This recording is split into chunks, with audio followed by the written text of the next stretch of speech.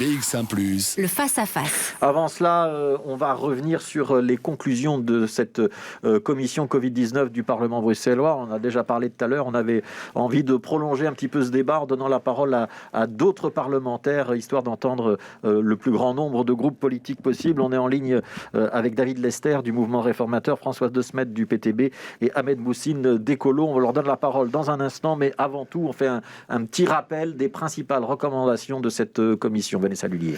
Alors, tout d'abord, il faut savoir que donc, pendant 14 auditions, les membres de la commission spéciale Covid ont entendu donc 58 témoins. De ces auditions sont sorties, comme vous l'avez dit, 183 recommandations qui touchent aussi bien à la prévention, la sécurité, la coordination, la santé ou l'aspect social qu'à l'économie ou l'emploi. Alors, on ajoute à cela des recommandations sur la restriction des libertés, le contrôle démocratique par le Parlement, la vie privée et l'attention apportée aux groupes spécifiques. Une première chose qui apparaît, c'est la nécessité d'unité de réponse. Une meilleure coordination intra-bruxelloise semble être aussi une évidence après ces auditions. Il a été montré que la complexité institutionnelle de la Belgique n'a pas aidé. Et parmi les recommandations importantes, on notera l'élaboration rapide d'un contrat de gestion pour Eriscare, contrat de gestion qui n'est toujours pas là. Il faut aussi engager une réforme des normes d'agrément pour les maisons de repos, former à la gestion de crise, créer un stock stratégique bruxellois pour le matériel. Vous l'avez compris, la liste est assez longue. Et du côté des partis, eh bien, le PTB souhaite mettre l'accent sur les responsabilités politiques et le MR demande, lui, une revalorisation des aides pour les entreprises qui serait moins importante à Bruxelles qu'en Flandre. Et le tout devra être voté en commission le 25 février et le 5 mars, le Parlement votera en séance plénière. Voilà, donc vote hier en commission en attendant la séance plénière avec une abstention. Je vais donner tout de suite la parole à Françoise De Smet, chef de groupe pour le PTB. Pourquoi est-ce que votre parti s'abstient ? On s'est abstenu parce que, comme on l'a déjà expliqué, on pense qu'avec la commission spéciale, on n'est pas allé jusqu'au bout. Et donc, on a le ministre de la Santé ou même qui admet qu'il y a des erreurs qui ont été commises, mais en fait, on ne sait toujours pas exactement lesquelles ni par qui. Donc, dans ce sens-là, on trouve qu'on n'est pas allé jusqu'au bout. Et effectivement, on a mis beaucoup de sanctions sur la population pour appliquer des mesures sanitaires, mais on ne voit aucune responsabilité politique établie sur la gestion de la crise. Et donc ça, pour nous, c'est d'abord le point essentiel pour lequel on s'abstient sur les recommandations, parce qu'on pense du coup qu'on n'est pas allé jusqu'au bout des recommandations non plus, tant qu'on n'a pas des responsabilités qui sont établies. Oui, ça veut dire qu'il fallait des noms et des fautes commises par les personnes en regard. C'est ça que vous vouliez ? Écoutez, quand vous avez un ministre et un ministre-président qui disent qu'il y a des erreurs qui ont été commises, mais que quand on pose des questions plus précises, on n'a pas de réponse sur lesquelles c'est exactement et par qui elles ont été commises, oui, ça nous pose problème, parce que ça veut dire qu'on risque encore de les répéter à l'avenir si on n'a pas une liste claire de ce qui s'est passé effectivement. Ouais, pourquoi vous n'avez pas simplement voté contre ? Pourquoi c'est une abstention ? Parce qu'il y a à la fois quand même des recommandations qui sont bonnes et qu'on a suivies. Donc, et on est venu aussi avec des amendements, on a voulu aussi être constructif par rapport à ça. Il y en a même certains qui sont passés un peu trop allégés à notre goût, mais peu importe. Donc on a voulu quand même être constructif et il y a certaines recommandations qui vont dans le bon sens. Donc voilà, c'est la raison pour laquelle on s'est abstenu. Ouais. Ahmed Moussine, qu'est-ce que vous répondez à Françoise De Smet quand elle dit il y a des ministres, notamment le ministre de la Santé, Alain Marron, écolo comme vous, qui dit qu'il y a eu des erreurs qui ont été commises, mais qu'on ne peut pas détailler lesquelles. Est-ce qu'elle a raison de dire ça ? Non, je pense qu'on a identifié des erreurs qui ont été commises. C'est pour ça qu'il y a 183 recommandations. C'est pour que ces erreurs ne se reproduisent plus. Bien entendu que la difficulté au niveau de la communication, de l'unité de décision, ce sont des erreurs qui ont été commises, qui sont des erreurs politiques, mais elles sont collectives. C'est quelque chose qui s'est construit sur le temps. Je veux dire, c'est la structure du pays. Donc, c'était des erreurs collectives et collectivement, on doit les assumer. Le fait que les députés, par exemple, il y a 2 ans, n'aient pas dit qu'il n'y avait pas de plan, qu'il n'y avait pas de réserve stratégique, c'est des erreurs aussi de parlementaires. On est là pour contrôler les ministres. Donc, je pense qu'il y a eu des erreurs collectives. On les a reconnues. Et je trouve qu'à l'exception du PTB, l'ensemble des groupes parlementaires se sont voulus constructifs. Et donc, voilà. Ouais. Le PTB joue un rôle que je trouve malheureusement populi, je peux le dire. Ouais. David Lester. On est venu avec des amendements à M. Moussine, on a été constructif aussi. Ouais, David Lester, vous êtes dans une position un peu particulière parce qu'à Bruxelles, votre parti, le Mouvement réformateur, est dans l'opposition. Vous avez malgré tout décidé de soutenir ce texte et de ratifier les recommandations proposées par la Commission. Ça veut dire qu'il y a eu vraiment un travail de collectif, d'écriture, majorité, opposition incluse? Absolument, M. Grosfilet. Je me souviens avoir été interrogé par vous-même au début de cette commission. Vous nous avez demandé si on pourrait voter ce rapport et on vous avait dit si les travaux sont constructifs, on le fera. Et c'est vrai qu'on est une force d'opposition depuis 16 ans, mais on essaie aussi d'être une force de proposition. On a déposé des dizaines d'amendements, des dizaines de propositions et je reconnais que la majorité s'est montrée assez fortement à l'écoute. Alors, toutes nos amendements ne sont pas passés, mais les plus importants ont été acceptés. Entre autres, par exemple, une revalorisation des primes pour les commerçants et les indépendants pour tenter de mieux s'aligner sur les autres régions. Et puis la création, c'est vrai, d'une unité de commandement plus claire, d'un leadership plus avéré pour faire en sorte que, ne fût-ce qu'en matière de santé, lorsqu'on est face à une crise, les décisions soient plus transparentes, plus claires et plus simples à comprendre. Oui, alors je voudrais vous entendre tous les trois justement sur cette idée de l'unité de commandement, parce que ça revient à plusieurs reprises dans le texte, cette idée, à la fois au sein de la région bruxelloise elle-même, à la fois aussi en lien avec les différents organismes régionaux ou communaux, mais aussi en référence à ce qui se passait à l'étage fédéral. Dans un moment de crise, qui est-ce qui doit avoir le leadership et ce commandement unifié, il se situe où? Il se situe à Bruxelles, où Bruxelles doit se dessaisir et dire que c'est le fédéral qui pilote et que c'est le fédéral qui doit avoir la main. C'est pas si clair que ça quand je lis les recommandations. David Lester, pour commencer. Ah, pardon. Alors, lors d'une pandémie telle que celle que l'on connaît, le fédéral doit prendre la main. Là, tout le monde, je pense, est assez d'accord, mais le système institutionnel belge veut qu'il y ait des étages, en l'occurrence les régions, qui, elles, sont également compétentes pour toute une série de choses. Et donc, avec un chapeau fédéral, il n'empêche qu'il peut y avoir des déclinaisons, des traductions très clairement établies par les régions, qui, elles, doivent être claires aussi au niveau des régions. Je m'explique. Par exemple, le testing. Par exemple, les maisons de repos, c'est très clairement les régions qui sont compétentes en la matière.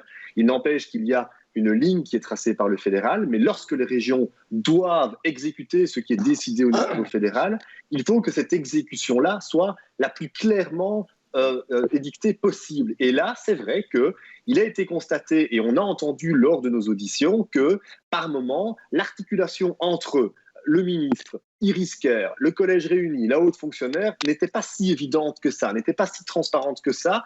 Et in fine, ce sont évidemment les citoyens qui en sont les victimes. C'est cette ligne de commandement-là, singulièrement en matière de compétences régionales, qui doit être beaucoup plus claire, beaucoup plus clairement établie. Et c'est ça qu'on a voulu mettre dans les recommandations. Ouais. Ahmed Moussine, est-ce que tu es d'accord avec ce qui vient d'être dit? C'est le fédéral qui donne le ton et la région, ce sont des exécutants. Et est-ce que ça veut dire aussi que dans l'exécution de ces derniers mois ou de l'année dernière, on n'a pas été pleinement opérationnel à Bruxelles? Mais évidemment que ça doit être le fédéral qui prend le lead. Je pense que là, on était tous d'accord. Par contre, on parlait de la complexité institutionnelle. On sait que pour les compétences régionales, la région ne peut pas se dessaisir. Elle ne peut pas dire « je ne suis pas compétent et je confie tout ça au fédéral ». Et donc, il va falloir vraiment avoir une réflexion sur comment on met le leadership au niveau du fédéral et comment ça se concerte. Je veux dire qu'à partir du moment où les régions ont des compétences et une expertise, on doit aussi s'appuyer sur cette expertise. Et donc, nous, ce qu'on fixe, c'est une direction. Là, maintenant, c'est comment on met en œuvre ça. Mais sur le leadership fédéral, ça semble une évidence dans le cadre d'une pandémie mondiale. Je vous pose la question à tous les deux, Ahmed Moussine, David Lester. Est-ce que vous avez le sentiment que vous ramez dans le sens de l'histoire? Parce que quand je vois les débats côté flamand, néerlandophone, on ne va pas vers une idée que la coordination elle est au niveau fédéral. On est plutôt dans l'idée qu'on va transférer des compétences vers les régions. C'est un petit peu l'inverse que ce qu'écrit la commission Covid du Parlement bruxellois. Vous n'avez pas le sentiment que vous êtes un petit peu pris à contre-pied là? Je ne le pense pas, et je tiens à rappeler donc que, y compris des partis comme la NVA, ont voté ce rapport. Et donc, je pense qu'on va dans le sens de l'histoire. Il y a un vrai débat sur l'articulation. Et donc, je pense qu'on va dans le bon sens. Ouais, David Lester, même opinion? Oui, je pense que les recommandations au niveau wallon, par exemple, vont dans le sens assez similaire de celles qu'on a ici édictées au niveau bruxellois. il y a une architecture nationale. Alors, si on doit revoir cette architecture, c'est-à-dire, à un moment donné, se dire peut-être que certaines compétences gérées par les régions devraient être au niveau fédéral ou vice-versa, nous, on est ouvert à tous les débats possibles. On l'a toujours dit, dans les deux sens possibles. Et ça, c'est vrai que c'est une question qui peut se poser, mais il n'empêche, les régions, et Bruxelles a des compétences bien propres, et Bruxelles est aussi une région à part entière. Je crois que c'est important de le répéter aussi en matière de santé, et est capable de faire de grandes choses en matière de santé également. Françoise Despette, est-ce que vous êtes sur la même longueur d'onde que Écolo et le mouvement réformateur, sur cette articulation entre région et fédérale ? Mais donc, nous, ce qu'on a dit, c'est qu'on voulait encore aller plus loin, qu'il y a certaines compétences et certainement la santé qui, pour nous, doit être refédéralisée. Donc, on voit que même si on établit plus clairement qui s'occupe de quoi, ça pose encore problème. Ça veut dire, Françoise Despette, qu'on ne doit plus avoir de ministre de la Santé en région bruxelloise ? On doit avoir un ministre de la Santé fédéral, et ça permet d'une part d'envoyer des mêmes directives au sein des maisons de repos. Donc on a vu qu'il y avait eu des directives différentes qui avaient été envoyées dans les maisons de repos au niveau fédéral et régional. Ça crée de la confusion. On a vu le testing. Donc le fédéral s'occupait de commander les tests, mais la région est compétente pour l'infrastructure, etc. On a vu souvent le ministre Marron se cacher derrière le fédéral quand ça n'avançait pas. On voit que même si c'est clairement établi qui s'occupe de quoi, à partir du moment où vous avez des niveaux différents comme ça qui s'en occupent, on se cache derrière les uns des autres, on se renvoie la balle et au final les choses n'avancent pas. C'est la raison pour laquelle on a demandé d'aller plus loin, on avait déposé un amendement là-dessus, d'avoir la réflexion de refédéraliser la compétence. Alors, c'est un débat qui reviendra peut-être plus tard, la fédéralisation ou la refédéralisation de certaines compétences. Je voudrais qu'on s'arrête un instant sur justement ce qui se passe dans les autres niveaux de pouvoir, puisqu'il y a cette commission au Parlement bruxellois, il y en a une en Wallonie, il y en a une qui continue de travailler au fédéral. On en est où, Vanessa Lullier ? Alors en septembre, donc, la Chambre a lancé sa commission spéciale Covid aussi. Alors ici aussi, les intervenants se succèdent. Plusieurs auditions ont déjà marqué les esprits, comme celle de Vincent Frédéric de la Fédération des maisons de repos, qui plaidait notamment pour qu'une campagne de sensibilisation soit menée en faveur de la vaccination auprès du personnel des maisons de santé. Les infirmiers aussi ont regretté de ne pas être présents. Et puis à présent, les experts qui ont été choisis pour participer à cette commission, à savoir Yves Copiters et Leila Bekir du côté francophone, ils doivent rendre un rapport tous les mois. Le premier rapport du professeur en santé publique Yves Copiters avait déjà fait pas mal de bruit et pointait du doigt le manque de réactivité de Cienzano, qui a ensuite entraîné des réponses moins adéquates. Alors la commission Covid, elle a connu des problèmes au démarrage et elle devrait maintenant durer jusqu'en juin. Alors, ça illustre quand même que le travail reste compliqué et qu'il faut accorder les violons de tout le monde. Je voudrais quand même vous entendre les uns et les autres sur deux recommandations du rapport qui me semblent importantes. La première, c'est tout ce qui a trait à l'organisation des maisons de repos et de soins, avec notamment la recommandation de revoir un certain nombre de normes et notamment de revoir la place du personnel soignant dans ces maisons de repos. Françoise Despette, est-ce que cette partie-là du rapport, vous êtes d'accord ? Ces recommandations-là, vous les soutenez ? On les a soutenues, mais on a demandé en même temps d'aller plus loin aussi. Donc, il y a à l'heure actuelle seulement 7 millions qui sont dégagés au niveau de la région pour 2021 pour avancer sur des revalorisations du personnel. Les normes d'encadrement, ce n'est pas prévu avant quelques mois d'aboutir sur plus d'engagement, ou en tout cas comment est-ce qu'on va fonctionner, alors qu'on voit que le personnel à l'heure actuelle dit qu'il n'en peut plus. Et donc, Médecins sans frontières a dit pendant les auditions, maintenant on a le matériel, mais on n'a pas le personnel, il est fatigué et ils ne sont pas assez si jamais on a à nouveau des problèmes dans les maisons de repos. Donc là, on voit qu'on doit avancer beaucoup plus vite. Ouais. Ahmed Moussine, avancer plus vite, c'est possible ? Oui, mais vous savez, quelle était la difficulté? C'était de trouver l'équilibre. C'est-à-dire qu'à un moment, vous aviez des personnes qui disaient qu'il fallait avancer plus vite et d'autres qui disaient qu'il fallait de la concertation. Par exemple, le CDH a dit que sur les normes, bien évidemment, ils étaient d'accord, mais qu'il fallait que ça se fasse dans le cadre d'une concertation avec le secteur. Et donc, il faut trouver cet équilibre. On va aller aussi vite que possible, en concertation. Mais moi, ce que je trouve vraiment agaçant dans le cadre des recommandations du PTB, c'est qu'à chaque fois, ils disent « on ne va pas assez loin ». Et à aucun moment, ils n'expliquent comment ils financeront. Ou si, quand ils expliquent comment ils financeront, c'est « on fera une taxe du millionnaire et ça financera ». Et je trouve qu'ils sont beaucoup dans le déclaratif, mais jamais dans comment on va opérationnaliser. Et ça, c'est vraiment agaçant. Et avec les autres partis, on a pu vraiment avoir des discussions concrètes de comment on mettra en œuvre ces recommandations. Et ce n'était pas que du déclaratif. Et c'est ça qui a vraiment été constructif dans l'élaboration de ces 183 recommandations. Ouais. en Françoise Flandre, ils ont Desmet. dégagé le budget, Monsieur Moussine, donc c'est ce qu'on a répété aussi. Donc en Flandre, il y a un accord, il y a 557 millions qui ont été dégagés pour revaloriser et engager du personnel. En Wallonie, il y a des budgets supplémentaires qui ont été dégagés aussi par rapport à Bruxelles. Ce qu'on reproche ici, c'est qu'il y a seulement 7 millions qui sont dégagés pour 2021. Donc ce qu'on a expliqué aussi, c'est qu'on a énormément de maisons de repos qui sont détenues par des groupes commerciaux à Bruxelles, beaucoup plus que dans les autres régions.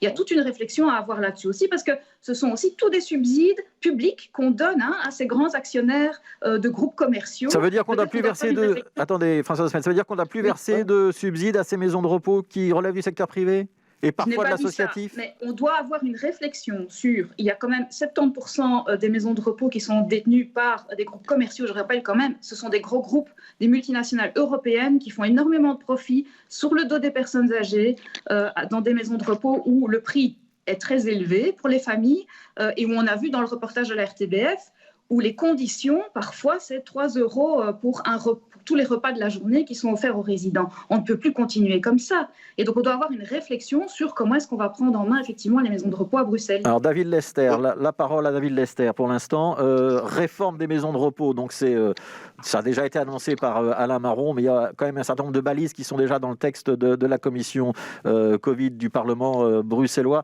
Ça, pour un parti qui valide les recommandations, mais qui se trouve dans l'opposition, ça veut dire qu'il va falloir surveiller le travail des ministres, vérifier qu'ils respectent bien les recommandations? Vous pointez du doigt exactement notre travail ici dans les prochains jours, semaines et mois.